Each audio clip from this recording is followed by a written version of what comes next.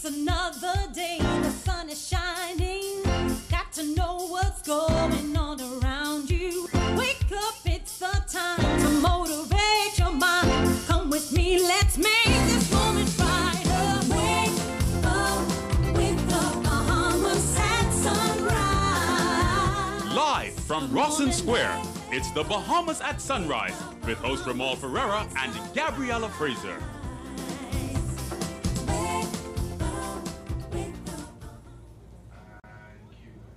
Good morning and welcome to Bahamas at Sunrise. No, this is not Ramal Ferreira. That's not Gabriella Fraser, but of course you watched the intro from the very first show of Bahamas at Sunrise. We are now a part of the 1600 Club, Nakia. Wow. The 1600 edition of Bahamas at Sunrise. And of course, October 8th, 2001 was the very first day airing live from Rawson Square. Oh, they came out with a bang 1,600 shows ago, live from Rawson Square. Looks really good. I mean, you're going to hear more about that particular show. You're going to see Ramal with his mustache from back in the day.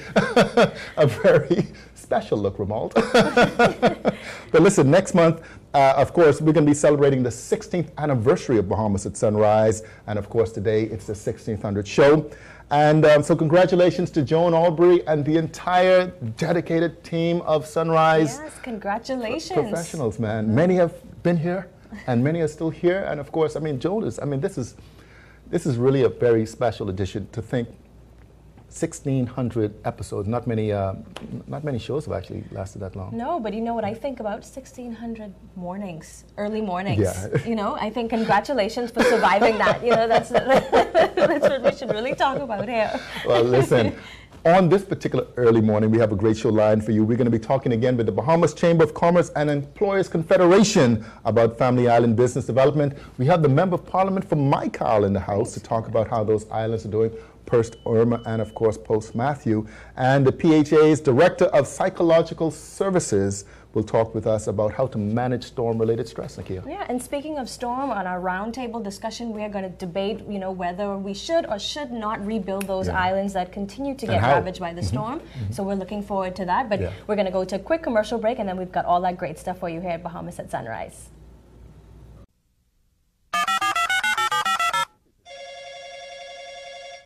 Good afternoon. First response. How can I help you? I've been in an accident on West Bay Street. Can you send someone to help? Yes, ma'am. A first response team will be there in 15 minutes. Are you hurt? No, I'm fine, but a bit upset. We're glad you're not hurt. Please, try to relax. Our team will take care of everything as soon as they arrive. First Response provides immediate on-site service and support from the scene of an accident through the claims and repair process. And it's free to all Bahamas First insured drivers in New Providence every day for any type of accident. If you drive and want First Response on your side, call 32-FIRST or visit bahamasfirst.com for the name of an authorized Bahamas First agent. First Response can't prevent an accident from happening, but it can certainly ease your mind when it happens.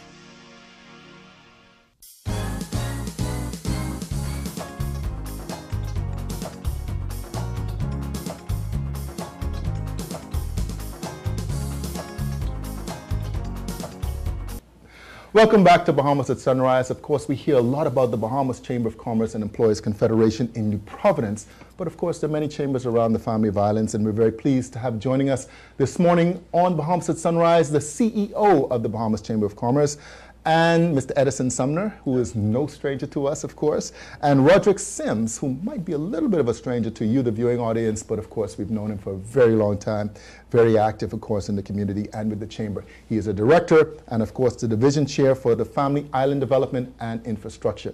Good morning, gentlemen. Welcome to Bahamas at Sunrise. Good morning. All right, so listen, it's hurricane season. I mean, give us an update on how the business community has been impacted in the Family of Islands.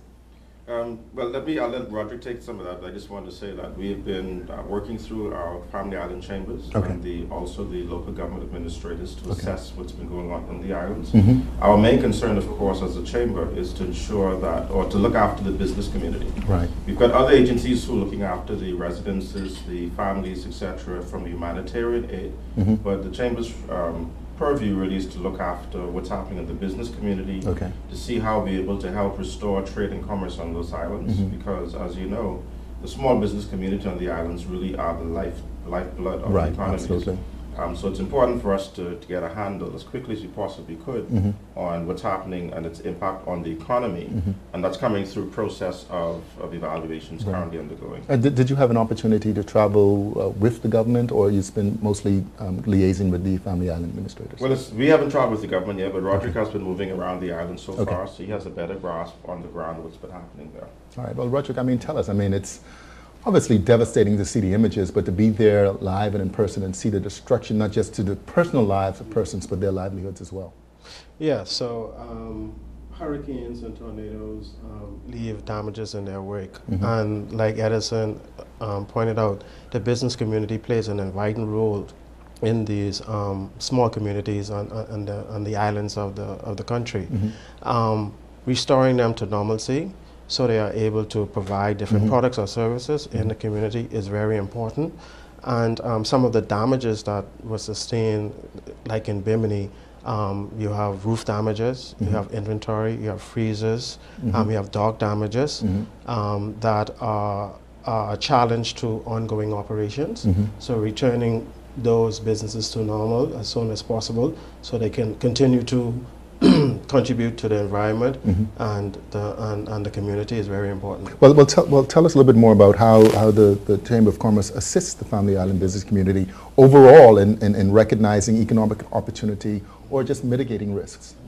Well, if we look at some of the challenges we had coming out of Joaquin, and we go back as far as that in 2015, the Chamber of Commerce, in a partnership with Rotary, several of the social partners got together, raised some funds through a telethon, and we were able to use those funds to assist a number of business persons in the Southeast Islands, Long Island particularly with the fishing industry, like Inagua and other places, to be able to provide for them some means, financial resources, to assist them in getting the businesses back up and running.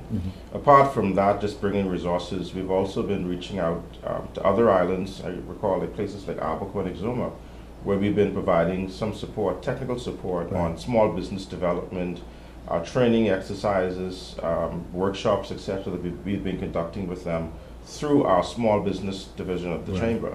So there are different ways that we can interact with the business community, and it's important for us to understand the makeup of those communities, because every island we go to is very uniquely different. I was going to say, I mean, the islands in themselves are small economies and very different. And in fact, you find that some family islands are booming economically and others are not. I mean, what are some of the reasons for this?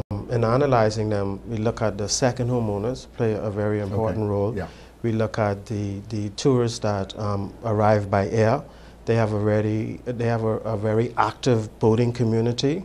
In addition, they have developed historical relationships with states, cities, countries over the history of their existence. And in addition, local and international construction has helped to spur economic growth in those particular islands. Yeah, definitely, you can see the result of that. But what key private sector initiatives or factors Edison should be leveraged in support of Family Island economic development? And of course, you're very familiar with the National Development Plan. What role do you see this playing as well? Well, the approach that we're taking is that every island really, we're talking about this whole concept of decentralization, right? How do we take power away from the center and back to the islands so that they can manage their own affairs, they can manage and develop their own economies. There will always be the support from the central government and even from the central chamber as the Bahamas Chamber. But it's important for those islands to be able to develop themselves in the areas that they are strong in. Right? Roderick talked about second home ownership, etc. Every island has a niche that they need to capitalize on. It's important for us to support those islands, but it's very important for them to essentially tell the center, this is what we need, this is what's going on, and not for us to try to put a circle into a square, right? Or some other kind of a shape that is not conducive to that environment. So even when you talk about a national development plan, there are individual local development plans that need to be paid particular attention to. There has to be, because the development plan is something that is being built for the entire country, but there's a very important component or pillar of that plan which has to do with family island infrastructure and development, ecosystems, etc. And that's why it's important, and that's why we always commend Roderick for the work he's been doing. That's important for us to keep that dialogue going so we can know how we need to build out the islands to support the national plan for the country. Well, when you talk about building out the islands, Roderick, I mean, what do you see as the greatest challenges in the family of islands? Well, currently, there's a retail banking issue where some of the retail banks are reducing their services or their presence on the island. And in an vibrant economy, you need a financial institution in order to transact different activities, whether it be abroad with vendors or in the local community. And in addition to that, we have the mailboat challenge. And it's an ongoing challenge, and we are in dialogue with the relevant ministries in terms of finding a solution to the challenges. The schedules, some mailboats are not operating on schedules. Some mailboats are not charging as per the tariff. So it's creating a challenge on the islands in terms of the economies, because the higher prices, what happens is the businesses pass on the higher prices to the consumer. So therefore, your earning potential is decreased. And sometimes that fluctuates because there's no set rate on what the mailboats are charging. I tell you what, so much. I mean, we're very appreciative of this series that the Chamber of Commerce is doing, because it's a lot of information, it's a lot of education. And of course, thank you very much for joining us once again. And of course, if you want to learn more about the Bahamas Chamber of Commerce and of course the Family Island Network, you can visit the website at www.thebahamaschamber.com. That's right. That's right. Okay. You're watching Bahamas at Sunrise. I am going to turn it over to the captain's wife. Over to you, Nakia. Thanks, Phil. We're all eager to know how our brothers and sisters on the Family Islands are doing post-Irma. Last Friday, we got a full report on Ragged Island. Of course, some of the other islands that were affected were Mayaguana, Inagua, and Crooked Island. Well, these are all part of the Maikal constituency, and we are so honored to have with us the Member of Parliament for Maikal, Ms. Miriam Emanuel. Good morning, Ms. Emanuel. Thank you for taking time out to join us this morning. Thank you for having me, and it's my pleasure to be here. Okay, so we just want to get right into it. Let's talk about those people. How many persons stayed on the islands during the storm, and how are they doing now? Well, basically from Auckland, most of them had evacuated here to Nassau. The same thing with Inagua. There were like about 300 persons from, almost 300 persons from Inagua. Auckland was like almost 200 persons. Crooked Island basically was like about 106 thereby. And so all of them basically evacuated at the sound that Hurricane Irma was approaching, and they were all sheltered here at the shelter, the New Providence Community Center. I want to say hats off to them. They did an excellent job in caring for those persons, and also to our government who had looked beforehand and saw that before the storm reached, to do it and to rescue those people per se, because we know that when a hurricane at that category 5, it's a dangerous storm, and most of those houses and persons live near the sea. Now, some people chose to stay in their homes on those islands, and they fared well. No lives were lost. But how are they doing? I mean, having to experience that, did you get a chance to speak to any of your constituents who rode out the storm? How are they doing now after that devastating storm on those islands? Well, in Auckland, we had 5 persons who remain, and on the minute, every minute, I was updated, and then as it began to progress, they told me that they started to became afraid, and the water and the wind. And so even in Inagua, there were some persons who stayed, they fared very well. But the thing about it was that wind, that noise, and not much rain, but just the wind and the breeze that was blowing. And then the higher rising areas of each island, they were able to stay there. So no one had to run from where they were staying to go to higher ground. But Inagua fared well. Mayaguana fared well. Crooked Island fared well. And Auckland was the only one out of them all that didn't fare well, because as we speak now, Auckland and Selena Point is not livable now for those persons. We have most of those persons are still here on the island in the shelter at Kendall G. Isaac Gymnasium. And so right now we are looking forward to have them evacuated back to their island, because most of them are anxious to go back to see what damages occurred during Hurricane Irma to their homes and their properties. And it must have been very difficult decision for them to leave. you know, a lot of people didn't want to leave, but they heeded those warnings. And talk about that. Talk about what their struggle was, having to make that decision to leave. How are they doing now after they made that decision? Are they satisfied they made the right decision? Just give us a little overview of those persons. Well, for some of them, you know, the island people, like I often say, they don't live and think like the Nassau people or New Providence people. It was hard for them to just ask them, the mere fact just asking them to leave their homes, it was hard for them, but they know in the long run it would have been beneficial for them and for them to take care of basically their lives. And we had a lot of senior persons, they were the ones who were somewhat, you know, reluctant. And you know how senior persons go, they tell you straight and plain, God is here, and if I go Nassau, he still could find me if he wants me. But the fact of the matter is that I am so glad that we got the clarion call when our Prime Minister, our government made the announcement concerning Hurricane Irma and a Category 5 storm. Persons who did not want to go at that time or made a decision not to come to Nassau, they were the persons we saw sometimes, so at the very last moment, where we had to send flights, additional flights to get these persons. And of course, you know, the other thing that was fearful for them is that in their islands, they don't hear but no crime. That was the biggest factor for most of them, the crime issue, etc., even though I don't want to highlight it. But then they were used to leaving their doors open. They're used to walking the street. They're used to going to the food store and nobody to harass them or get in their way. And so for them to leave, it was a fearful time for them to come out. Well, many of them are getting ready to return. So talk about the utilities, the airports, the infrastructure on Mayaguana, Crooked Island, Ackland. When basically all of the airports are open, basically they still have some down power lines and stuff, but I can tell you all of the lights, the water are on. They have some damages to different government buildings, the schools, and etc.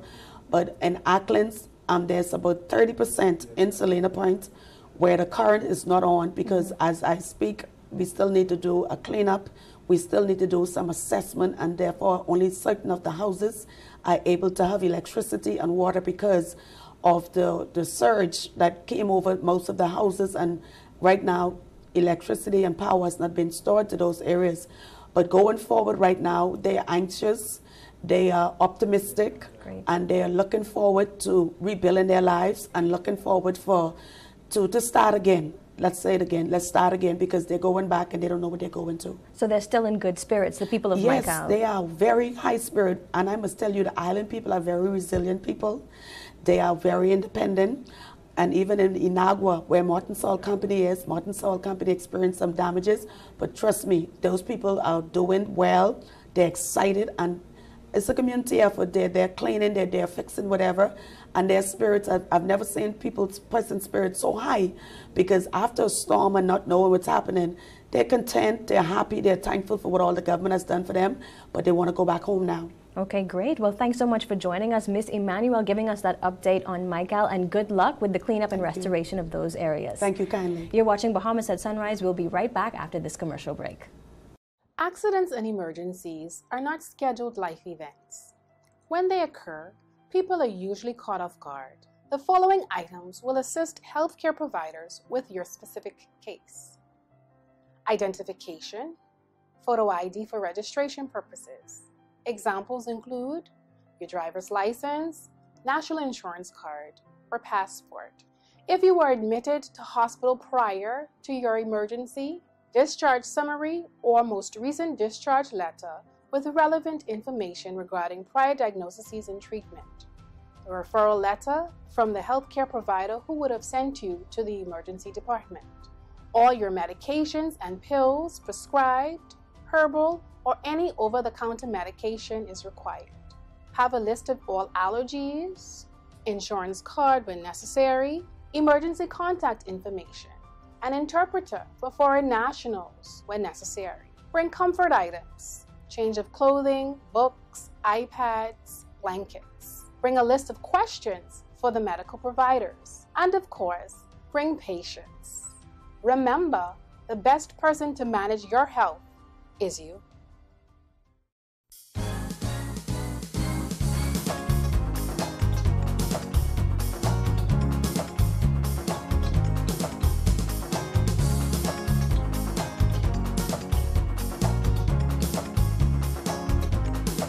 Welcome back to Bahamas at Sunrise. Of course, this is a very difficult time for our family islanders as they deal with the damage and devastation of various hurricanes, and we're not just talking about this year. Certainly 3 years in a row we've had the same impact of just hurricane after hurricane, and of course it's just the beginning of the hurricane season. But of course the question that we are debating here today is, should we rebuild or should we not rebuild? And we're very pleased to have joining us in Bahamas at Sunrise, we have two doctors and of course the gentleman who is responsible for Star's absence, of course, Carlos Palacios. I'm going to introduce him first. He is a coastal engineer with CCS, Caribbean Coastal Services. He is joined by Dr. Livingston Marshall. He wears many hats, but today he is marine scientist and developer. And of course, a guy who's very, very, very special to my wife and I. He is the part of the Ragged Island Restoration Committee, but he is the esteemed Dr. Loxley Monroe, joining us again on Bahamas at Sunrise. He'll be hosting real soon. But of course, you know, gentlemen, we're talking about, you know, something that's really passionate. I mean, you hear people say all the time, I was born there, I can dead there.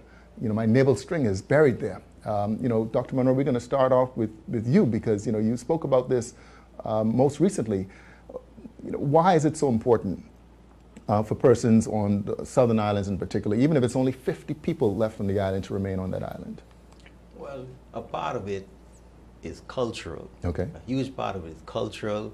There's a national part there as well.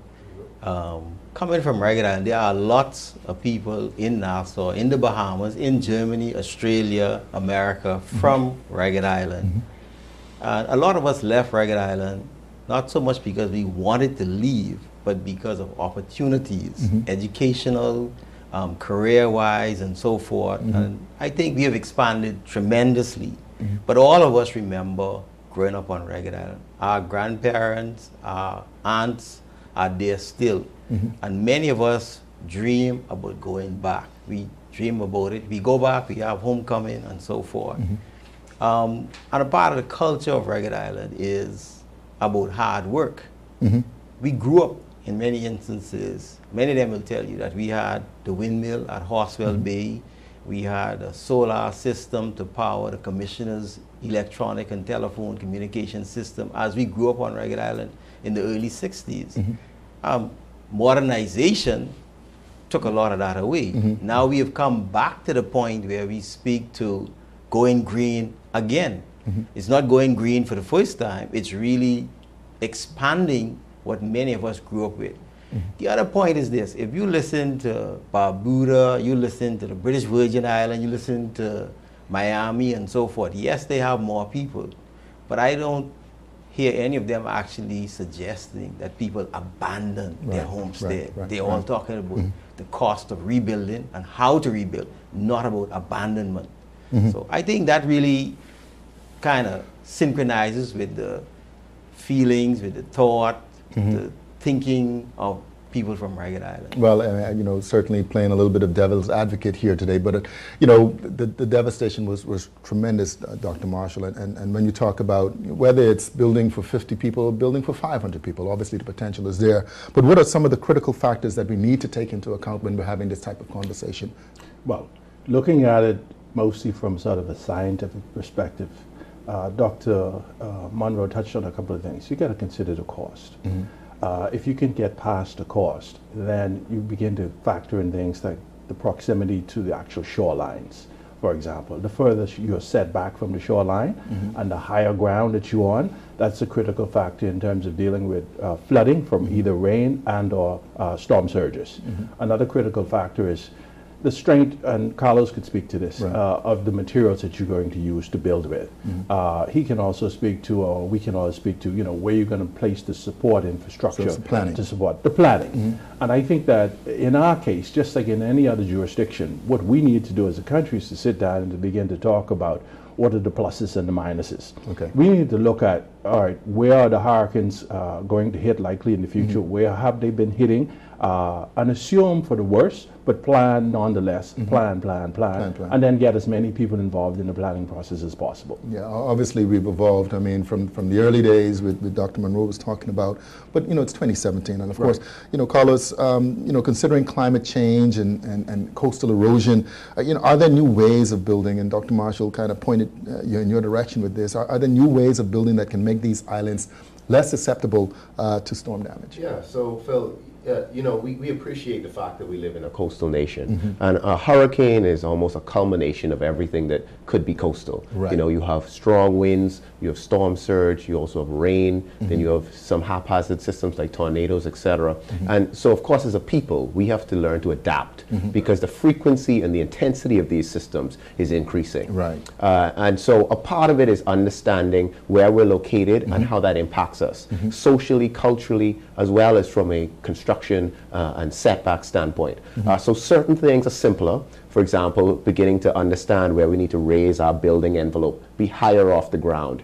Certain areas we probably cannot rebuild in. That doesn't mean the whole island must be abandoned. But parts of that island that are associated with a higher level of risk, higher level of flooding, maybe low-lying, probably should be left alone. And then in terms of the quality of what we use, our building materials, most of us live in houses, you know, that are 10, 20, 30 years old. Are we doing structural assessments on a regular basis to make sure we upgrade our structures? Because once again, you know, we might have been able to be compliant with the code 20 years ago, but we still live in that house today with a 2017 storm, and we, you know, unfortunately would be a little behind if we don't start to upgrade. So I think it's a total shift in how we think, and we can get there. But once again, it'll cost money, it'll cost time, it'll cost a national attention on it. Well, there's a national attention, and then there's local attention, Dr. Monroe. I mean, you know, you're talking about a shift. I mean, this is an opportunity for an entire rethinking of development, and obviously that's going to impact people, that's going to impact ownership of land. That's, I mean, it's a heavy conversation that needs to be had in partnership, obviously, with the descendants and the locals of the island. Well, I would like to just agree with something he said. I went up to Ragged on Saturday, and when looking at the government building, what we call the government building there, the actual storm clips, they are still on the plate, you know.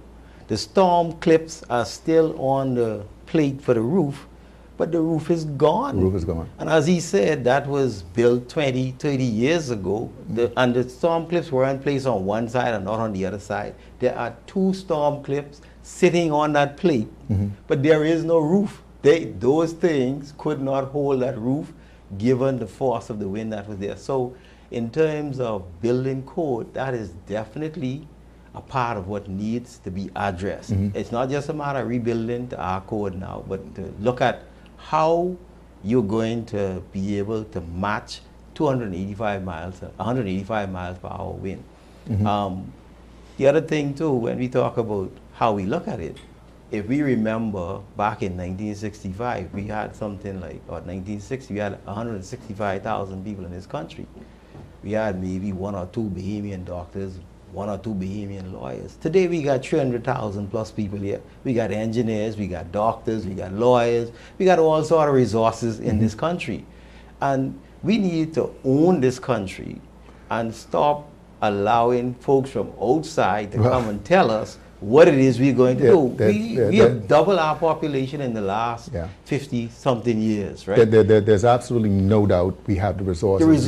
We have the talent, obviously, and you know, Dr. Marshall, I mean, we're running out of time, but I mean, what is the next step, you think, in terms of looking at the Southern Islands and redevelopment of these islands? Yeah. I think one of the next critical steps is certainly to escalate the dialogue. Okay. Social media has helped a lot of us to become armchair meteorologists, armchair marine scientists, just armchair environmentalists. And so if we elevate the dialogue and we get a lot of people talking about it, then it doesn't become so much of a shock when we begin to have the real discussion and follow up with the regulations, I hope. And very important, the enforcement, because we've talked about the codes here, for example, but enforcing the codes and ensuring that people participate as they should in adhering to those codes. So I think the first thing is really the national dialogue. Secondly is to follow up with the planning. And then third is to get on with this new level and new line, a new paradigm of construction that is going to help us to withstand some of these strong storms that come by in hurricanes. In particular, there isn't much you can do in the face of 185, 200 mile per hour winds. Well, but there are some mitigating things that we can do, and we should know what they are, and we should do them. Absolutely, Dr. Marshall, Livingston Marshall, Dr. Loxley Monroe, and of course, we're going to give you the last word so you can say hello to Star. Call us fallacious, the reason she's not here. No, It's a pleasure, and the conversation is one that's been more vibrant. We've seen 3 major hurricane systems. We've spent a lot of money as a nation, and so let us now try to be more proactive. Let us, we have the technical expertise within this country. Well, you know, we've studied, we've worked abroad, we do projects overseas now. Let's tap into our regional resources, and let's make sure that as we continue to develop, we do it in a sustainable way. Absolutely. There is urgency, but there's no rush. You're watching Bahamas at Sunrise. We'll be right back. Accidents and emergencies are not scheduled life events. When they occur, people are usually caught off guard. The following items will assist healthcare providers with your specific case. Identification, photo ID for registration purposes. Examples include your driver's license, national insurance card, or passport. If you were admitted to hospital prior to your emergency, discharge summary or most recent discharge letter with relevant information regarding prior diagnoses and treatment. A referral letter from the healthcare provider who would have sent you to the emergency department. All your medications and pills prescribed, herbal, or any over-the-counter medication is required. Have a list of all allergies, insurance card when necessary, emergency contact information, an interpreter for foreign nationals when necessary. Bring comfort items, change of clothing, books, iPads, blankets. Bring a list of questions for the medical providers. And of course, bring patience. Remember, the best person to manage your health is you.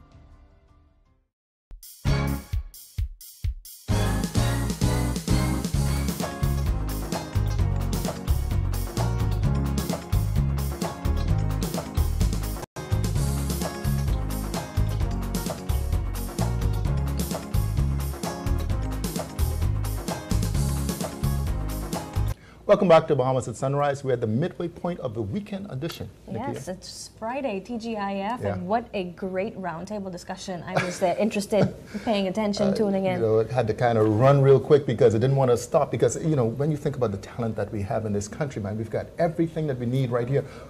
Sometimes the issue is just putting the right people in the room, and I think that's something we really need to focus on. What was your biggest takeaway from the roundtable? Well, again, there's urgency, like I said, but there should be no rush. I mean, just because the home has been destroyed, you can't rebuild it the same way you did it before, and maybe you might not even put it in the same place as you had it before. So certainly there's a lot of conversation that needs to be had relative to local development. Right, and still very active hurricane season, so they have to be mindful of that as well. They have to be absolutely mindful of that. But of course, we're going to be showing you a little bit more from our very first show, right, October 8th, 2001, and this is the 1600 edition. You know, I keep on saying 1600. I'm not kind of pushing people in any particular direction today. But of course, Bahamas at Sunrise has been around a very long time. And doing very well. Yeah, doing very well. And of course, we'll also be joined, I think you'll be talking with the Director of Psychological Services. Yes, how to manage storm-related stress. Very, very relevant, very timely right now. Absolutely. You're watching Bahamas at Sunrise. We'll be right back.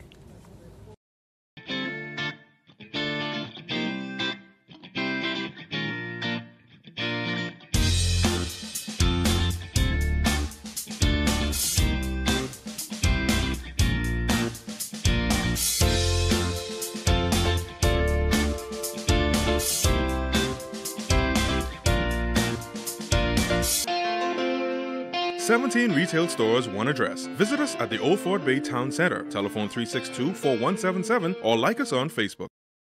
At Henry F. Store Electric Company, we supply all your electrical needs for any size project, from residential housing to luxury hotels. We can help you achieve just the right look, from doorbells to chandeliers, table lamps to ceiling fans, wire, conduit, panels, dimmers, switches, plugs, and even tools. And don't forget light bulbs. We have those hard-to-find, energy-saving fluorescent bulbs and more. Henry F. Store Electric, number 135 Mackie Street. Over 50 years of reliability, service, and low prices. We also ship to the Family Islands.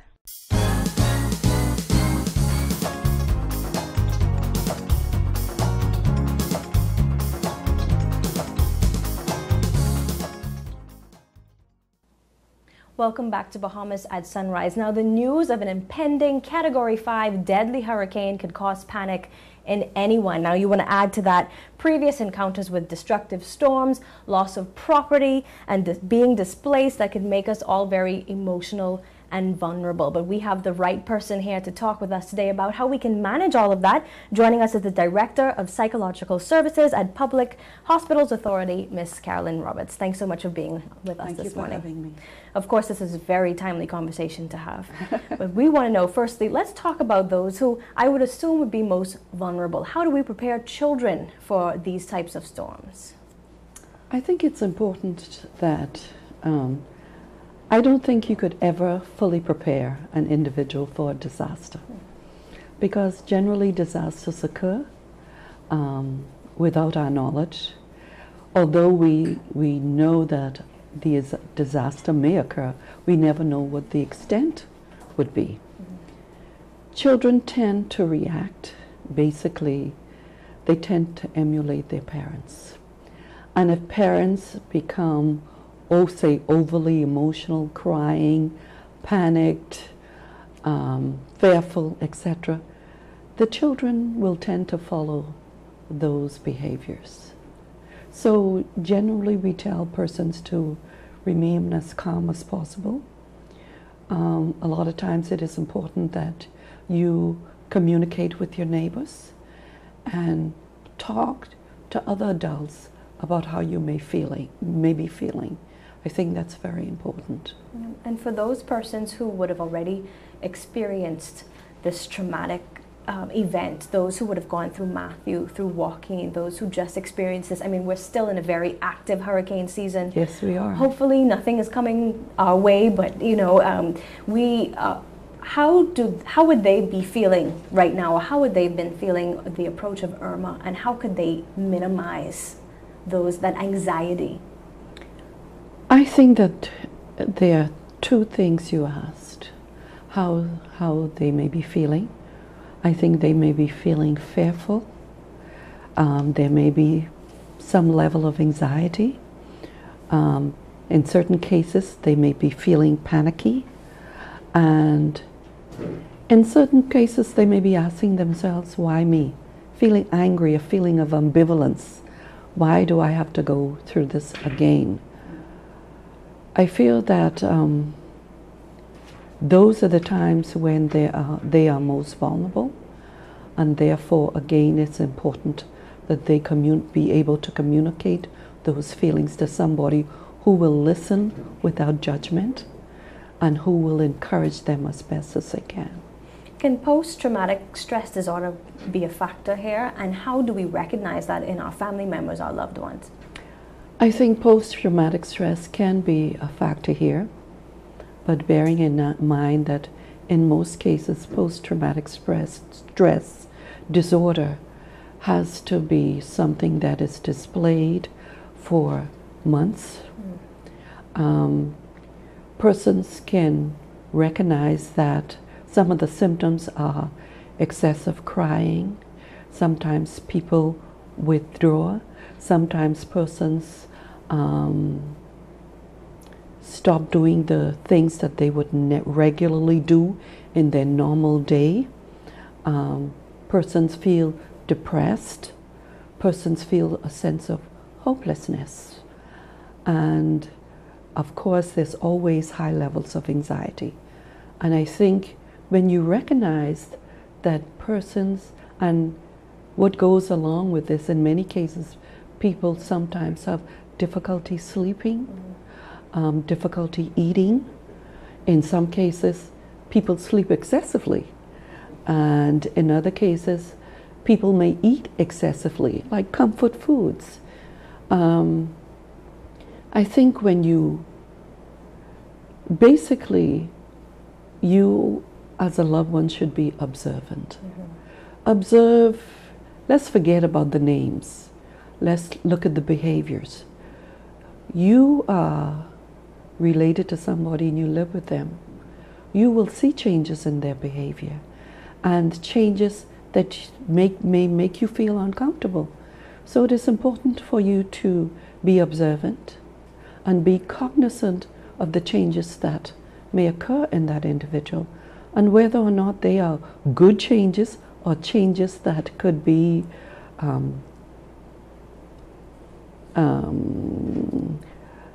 dangerous, horrific, etc. And so once you recognize these things, then now's the time for you to say, you know, maybe this person needs help.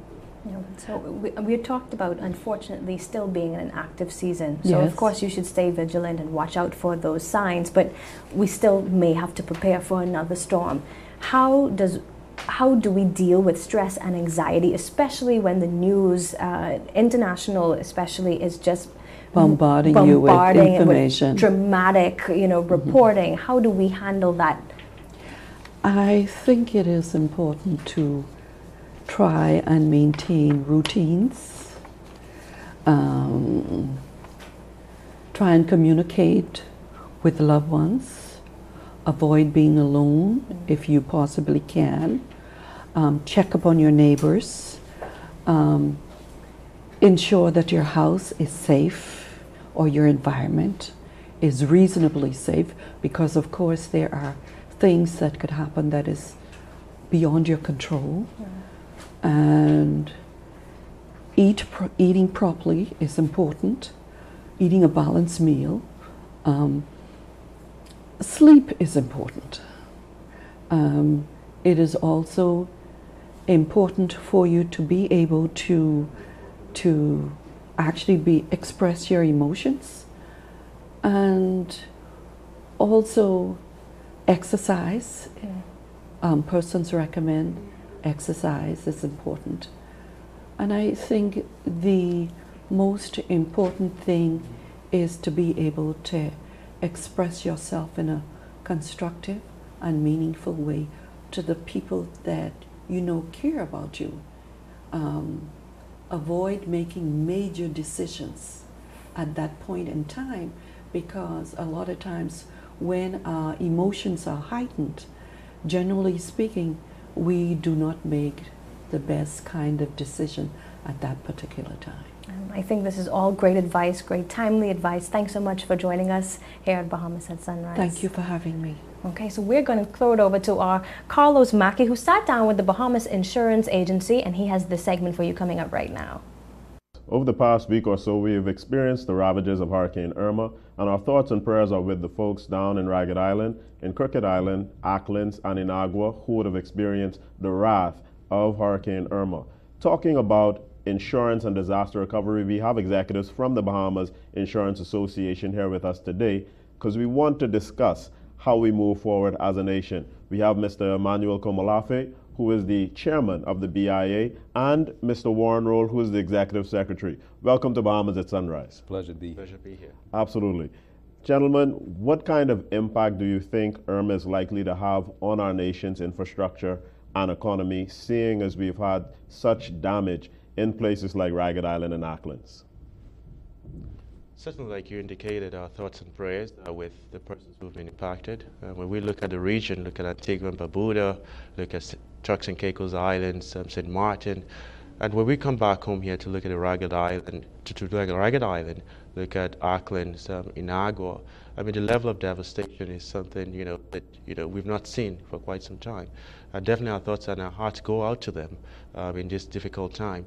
But that being said, we also know, and we ought to be thankful and grateful for the fact that, like some persons have indicated, we dodged a major bullet in terms of Irma, because the major commercial centers within the Bahamas, New Providence and Grand Bahama, we actually spared the wrath of Irma. And unlike Matthew, where we actually saw significant devastation, from an insurance perspective, we've seen we're still assessing the damage, but definitely we all agree that the damage is nothing close to Hurricane Matthew, and that's mainly because the main economic centers of New Providence and Grand Bahama were spared. Now, even though from an economic perspective, from a national perspective, it will not be as significant as Matthew, the reality is for those local economies and those islands, for Ragged Island, for Acklins, for Inagua, for example, in Inagua you had molten salt sustaining significant damage. It's significant for those local economies. Persons have been displaced, but also from a tourism perspective, we know leading up to the hurricane, a number of persons or visitors would have cancelled their trips, some would have left the island, and in the aftermath it would take time for us to recover as well. So there will be some impact, definitely from an infrastructure perspective. The images coming out of those islands show the level of devastation that we've seen with Irma. Mr. Roll, let me ask you this. Do you think that it's time for us to reconsider the way that we finance disaster recovery?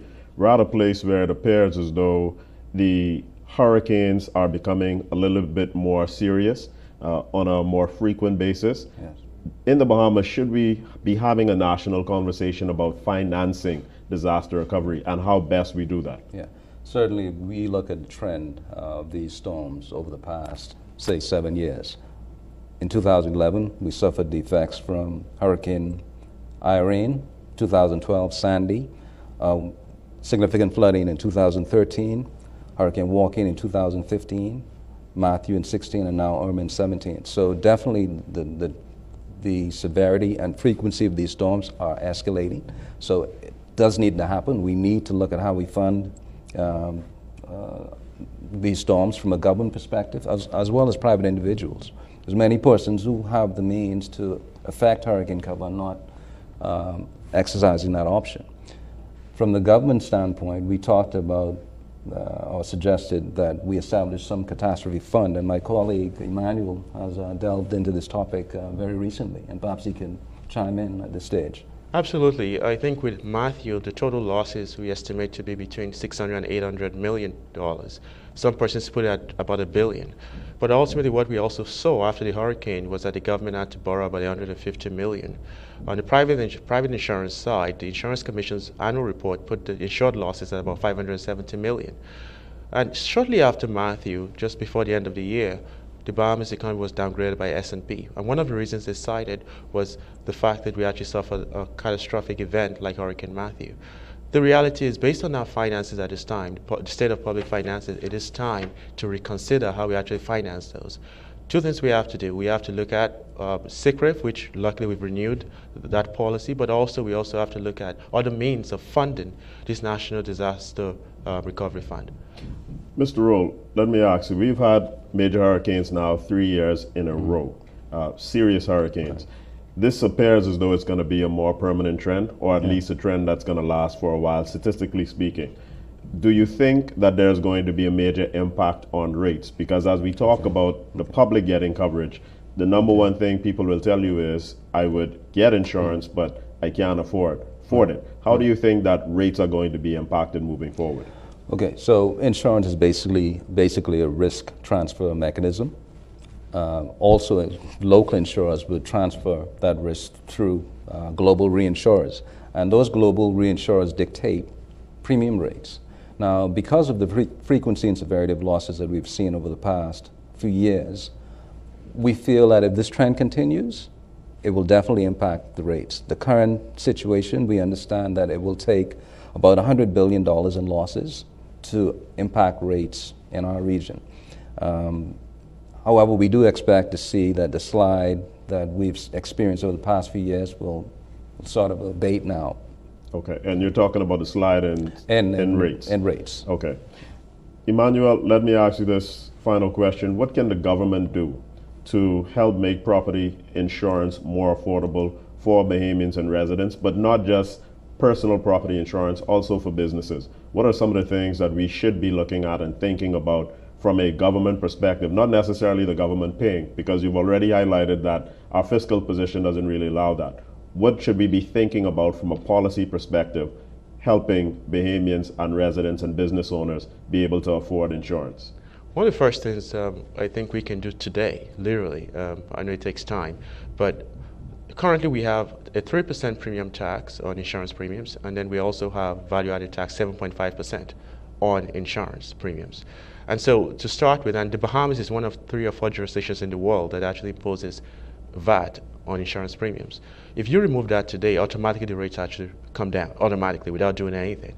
And that is important because we don't want to place reliance on the government. We don't want as less people as possible to place reliance on the government in the aftermath of a hurricane or major disaster. So the reduction in taxes is one of those things we can do to make it more affordable. But also we have to, as an industry, and this is something we've had discussions about, is also look at microinsurance as well for SMEs and for the low-income segment of society. And so we have to get innovative as a country, as an industry, but the government has to partner. And we stand ready to partner with the government to ensure that there's better insurance penetration, but also to make insurance more affordable for persons within the Bahamian economy.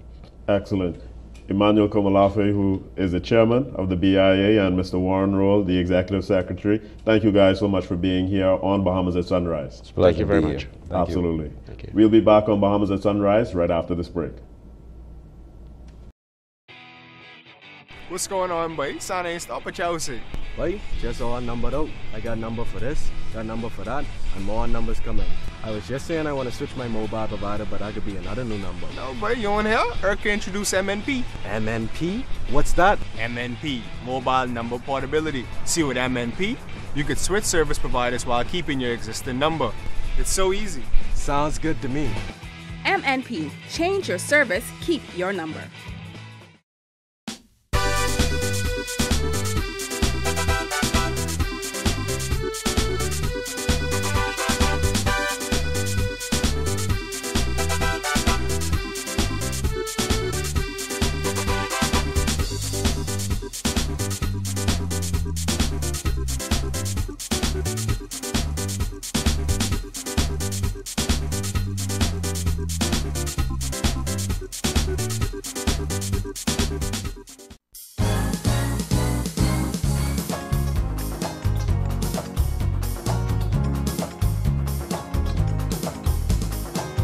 Welcome back to Bahamas at Sunrise. Of course, again, we are in the 1600 Club. October 8th, 2001 represented the very first edition of Bahamas at Sunrise.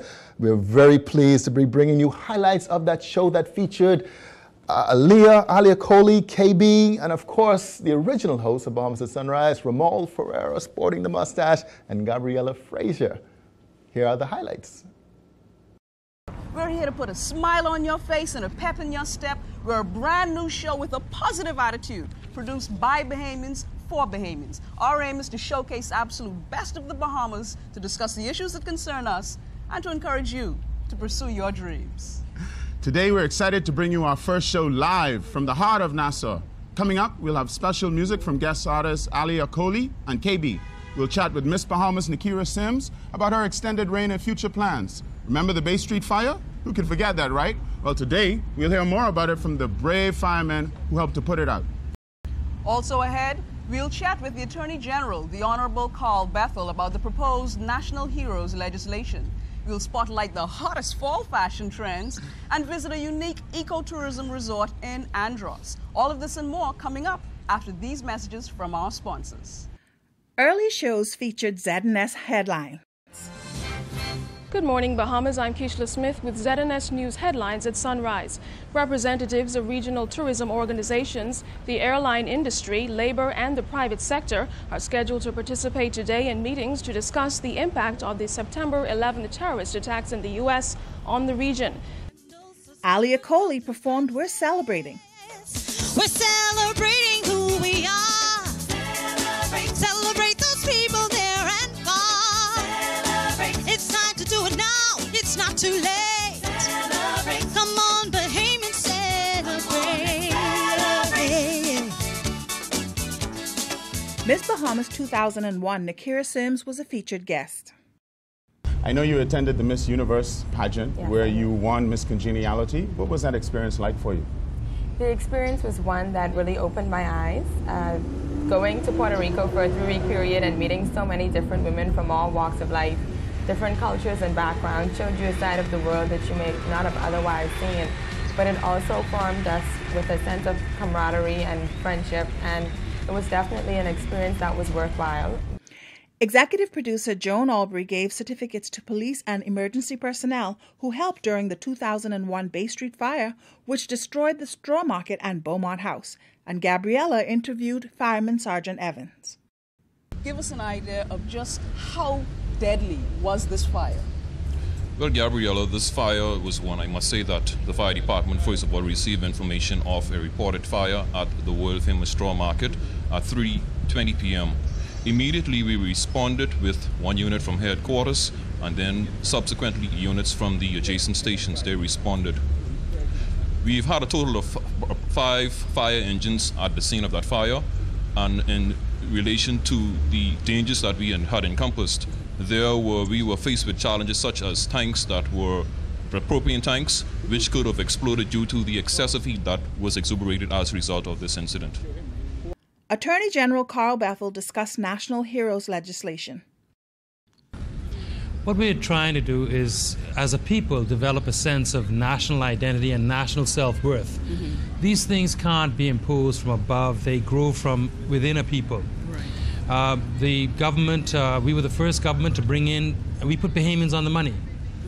And we had Sir Milo, Sir Cecil, now we have Sir Lyndon, we had Sir Roland. And the legislation has now been prepared after a lot of dialogue and a lot of consultation. It's a very complicated system being set up. But I have to thank the Bahamas National Heroes Committee and persons like Father Sebastian Campbell, who've worked so hard to help to get a grassroots sense of national heroes. There was a lively fashion show. First, we bring you Mary. Mary gives you an asymmetrical dress, revealing lots of skin for the fall. Remember, you're in the tropics and it's still a little warm. And we give you fashions exclusively from Le Mode Classique, located in the Prince George Arcade. Mary is awesome. She's definitely lean. The look is clean. It's very serene. If you've got the body, then why not flaunt it? The show featured a moment of inspiration by Pastor Lyle Bethel and visited the beautiful Tiamo Resort in Andros. And we featured Living Healthy with Dr. Ilsa Grant Taylor. And entertainer KB ended the show with a rousing performance of Hard Heeled Gal. Oh, Rick and Squib, who said he is sweet? Who said he is sweet? Tell him come and dance with me. Let's go. What? Watch this. I want you to hear me here. Listen. You call her bitter. I say she's sweet. You call her bucktooth. Listen. I love her teeth. You say she's skin rough because she work out in the yard. You call her greasy, but I love the smell of lard. Listen, you say she ain't cultured and doesn't dress well. So what if she walk barefoot and broke up conch shell? If that's how you feel, see, that's your business, pal. But to me, she'll always be my hard heel gal, my hard heel gal. My hard heel gal. Oh yes, my hard heel gal. My hard heel gal. Yes, man! Woo! Happy 1600th show, Bahamas at Sunrise. Here's to 1600 more. Yes, man! Check it out. Listen here now. Check it. Let me tell you. This gal, she mashed the roach, feed the hog, and she best clothes, you see. Read the yard, bend the hook, still come out smell like a rosy. She may not be pretty, but you see, pretty don't cut it, pal. She's got all I need. She's my hard heel gal. Yes, man! Woo! Great show here today at Bahamas at Sunrise. We've come to the end of another week, Phil. Yeah. Another week. Yeah. Listen, you be safe out there. It's a busy hurricane season. Enjoy your weekend. Have a great weekend. Bye.